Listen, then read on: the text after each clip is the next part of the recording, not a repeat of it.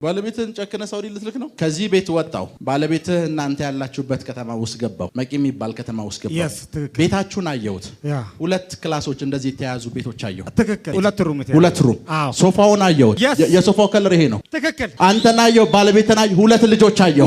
ሁለት ልጆች አሉ። ሁለት ልጆች። ድንገት ይሄንን ኢንፎርሜሽን ይሄንን መረጃ ተሳስተህ ነግረኛል? አረ ምንም በጭራሽ። ባለቤትህን አየኋት። ሁለት ልጆች አየሁ። ከዛ አንተን አየሁ።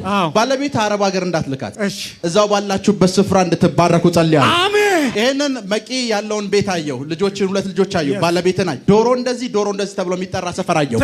ምንድነው ሰፈሩ ስሙ? ዶሮ ሰፈር ነው የሚባለው የሰፈሩ ስም። አሁን አንተ ኑሮ ከበደ። በጣም ኑሮ ስለከበደ ለመኖር ብላችሁ ነው በቃ ለሱ ብቻ ነው ባለቤትን መላክ ያሰብኩት። አንተን አየሁ፣ ባለቤትን አየሁ፣ አባቷን አየሁ። አንድ ሽማግሌ አያት የሆነ ሰው አየሁ። አሁን በህይወት የለም።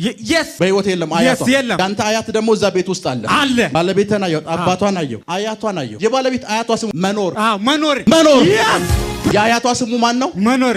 ይሄንን ሰውዬ በደንብ ይኸው። ስምህን ንገረው። ደረጀ። ስሙን ሰማህ? ደረጀ ነው። ስሜ ማን ነው አለ? ደረጀ ነው አለ። ደረጀ የሚባል ሰው ታውቃለህ? ደረጀ አታክልት የሚሰራ አለ። አብረን እንስራ ብሎህ ነበር። አብረን እንሰራለን ብሎኝ እንዳው። ስሙ ማን ነው? ደረጀ ነው። ባለቤት ምን ያክል ትወዳታለህ? በጣም ነው የምወዳት። በጣም ከልብ ከኔ ጋር ተሸግራለች በጣም። ከዚህ እስከ መቂ ምን ያክል? አረ ከልቤ በጣም ከዙም በላይ ነው። ከመቂም ያልፋል።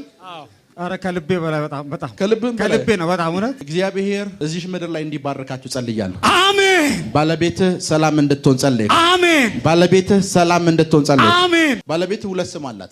ሁለት ስም አላት ነው። አንደኛ አባቷ ያወጣላት፣ ሁለተኛ ደግሞ አንተ ያወጣህላት። አዎ ትክክል። አዊ አዊ ባለቤቴ ነች። ኢየሱስ ቻው፣ ተባረክ።